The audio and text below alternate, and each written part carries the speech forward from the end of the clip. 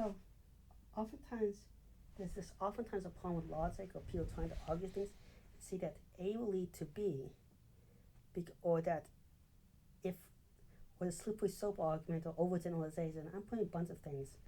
To give you some examples would be that giving marriage equality would mean suddenly that people start marrying dogs or weird things like that. That if we implement bigger government programs, suddenly the government will turn into a dictatorial state. It could be also that if we don't lock away sex offenders, suddenly if we lock away sex offenders, we'll lock away everyone by necessity, because the law has to treat everyone equally, or that we should treat crime A the same as crime B. All over the place, or that legalizing one drug will legalize all drugs. It's just an argument that one thing will lead to another thing.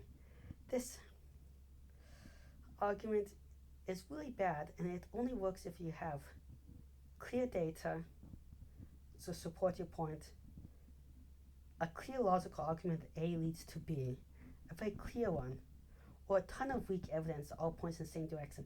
Otherwise, you're in the realm of not science, philosophy, and we can argue back and forth, and you shouldn't hold that strong of opinion that you really press on people. Instead, you need to have a debate, an open-minded debate. So some examples of where your logic starts to break down that are just interesting is, one is, I would point out, fighting in MMA and boxing. So old school boxers used to be able to box literally for decades and many of them never got any brain injuries.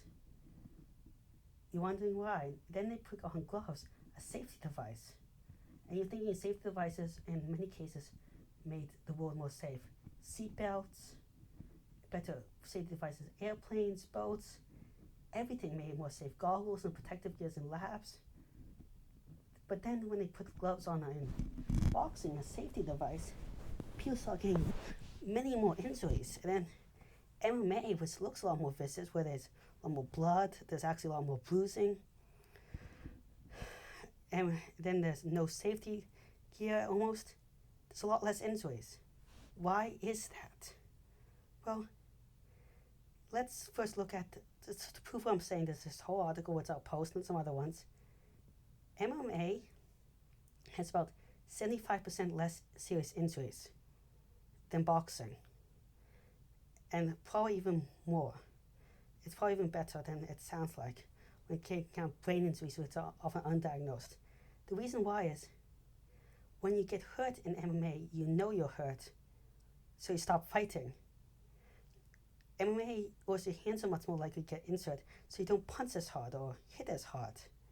In boxing, the gloves really protect your hands, not your head, not your face, not the serious parts. And then when you get hurt, you're also less likely to get cut up or have the visible injuries. It's more likely to be internal, leading to these many more worse injuries. So that's a huge part of, not the only thing, but why do seatbelts work? Why do goggles work? Why do all these other safety gears work? When you're driving or doing a lab experiment, you're not trying to get injured. You're not trying to beat up the other person like in MMA or boxing. So it's a totally different dynamic. Beyond being a totally different dynamic in these fights, the safety beyond being a totally different dynamic is seatbelts protect you from the most serious injuries, and everything else in there protects you from the most serious injuries. It's not like you're wearing a helmet when you're boxing or something to protect your head. No, you're protecting the part that's less likely to be the really important part, the more sacrificial part, your hands. They also heal easier. A similar thing can be made why prohibition doesn't work, as prohibition, anti-abortion, which there's many reasons to be pro-abortion beyond this, but anti-abortion laws, prohibition, and all these other laws don't work because people still will do it regardless, and we have the data so over and over again, but they just do it in less safe settings. So this doesn't work. These laws literally don't do anything to prevent it. It just puts it underground. So then you can't argue that opening up these laws will lead to everyone doing everything crazy.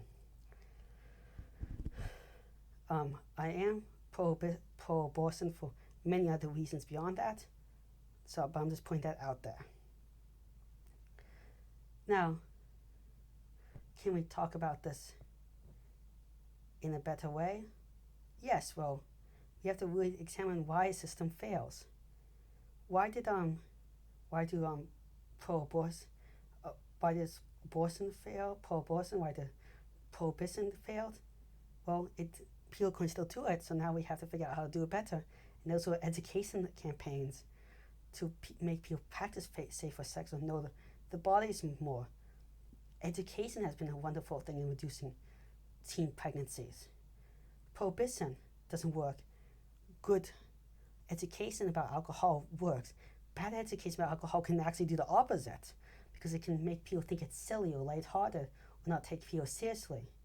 But preventing drivers from driving doesn't work, but driver's ed works.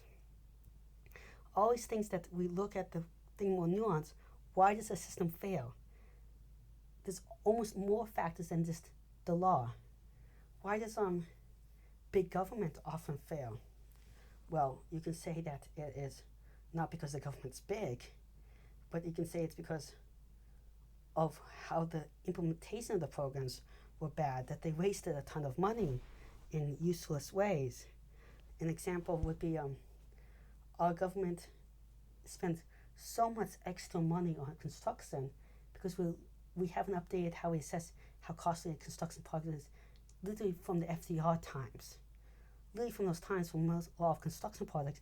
So we spend a lot of extra money, and we use older technology. Look at a bunch of countries, every country from Europe to China almost updated. So they spend a lot of less money and they get it faster done.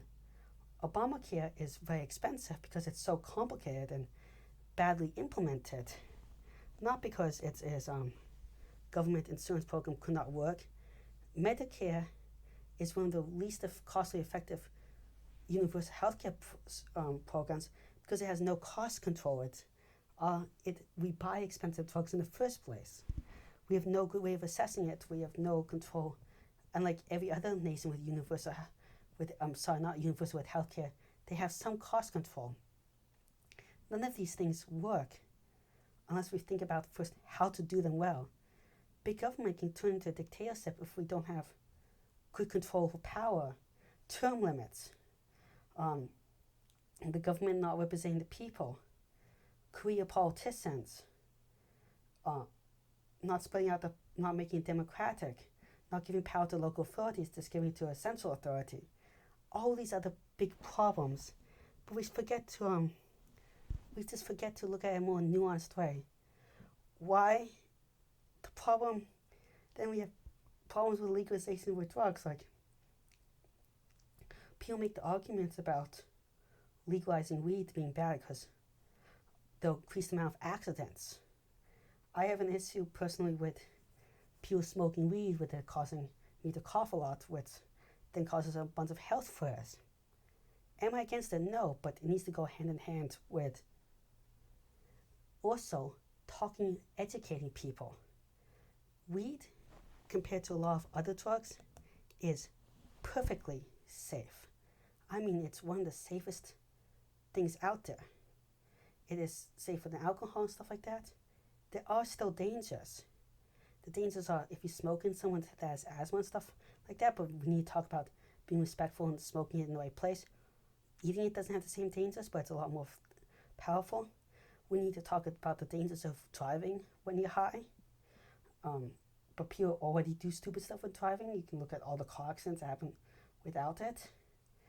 We need to talk about educating people that few people has stomach effects, but anything can have effects. You can also we shouldn't ban peanuts because some people have peanut allergies. We need to think about how to do it safely. You can talk about how the people can become psychologically dependent, which is something we're missing out on when we talk about the whole weed discussion. Psychological dependence is you can be addicted. You can't be chemically addicted to weed as far as we can, but psychological dependence is like you addicted to video games or gambling or something like that and no longer gives you pleasure, but you need it. It becomes a bad coping mechanism.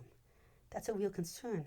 But the thing is, people are more likely to become addicted to stuff when they don't have a good life, when they're unhappy. They're also not more likely to become addicted to something when they don't have other things to help them cope through stuff. So maybe we should talk about better therapy and mental health access.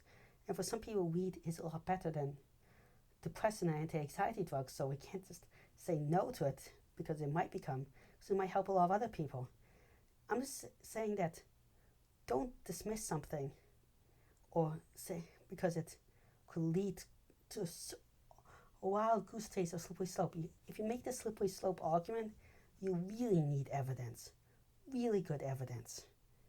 And sometimes unexpected things happen, and when those unexpected things happen, you just look at the real world and you have to update it. If we're more open-minded, we could actually pass a lot more laws and change them up based on evidence. Well, thank you very much for this talk. Please like and subscribe. It really helps the channel out. And if you have any questions or comments, leave them in the comments behind. Thank you very much.